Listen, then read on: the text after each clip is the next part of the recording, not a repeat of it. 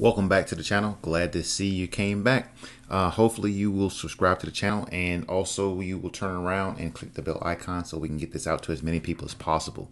On this play, we're going to talk about an illegal screen, and it's not something that a lot of people will see on a regular because this screen is a little bit different. This is a screen where the defender is going to actually go under the screen, and the roller is going to use that to their advantage to keep them out of the play from playing defense on a three-point jump shooter. So we're going to watch the play through and then we'll break it down from there. So hopefully you enjoy and we'll get to the business.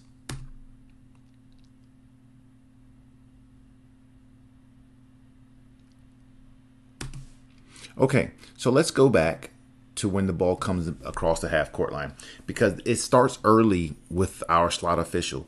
They're going to have to referee two matchups in this play. One is going to be the ball handle dribbler, and then the other is going to be the screening action. So you have to be prepared for both sets of action. So as the ball comes across the line here, we have to start right now.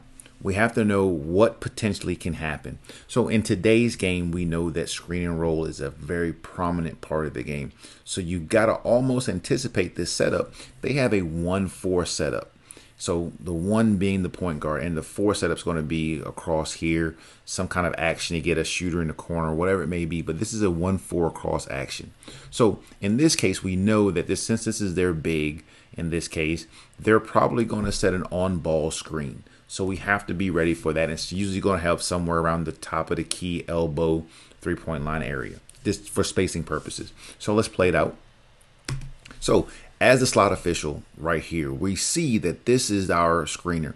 They're going to make an action to pin down this person so they can come across, possible jump shot, and then get a switch, so that makes it an advantage to offense.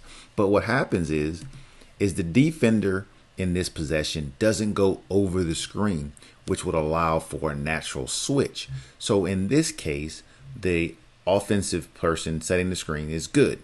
They're legal right there. Now they become suspect. Why? Because they've turned into the path of the primary defender on the ball handler.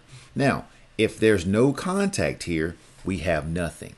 But there's contact because she turns, and as she's fighting to go on the top, she prevents her from doing that and then rolls her out, which opens up the passing lane from the point guard back over here for an open shot. This is an illegal screen. It's subtle but effective. So we're going to go back, watch it all the way through from the beginning, and that way you can see it happen in real time.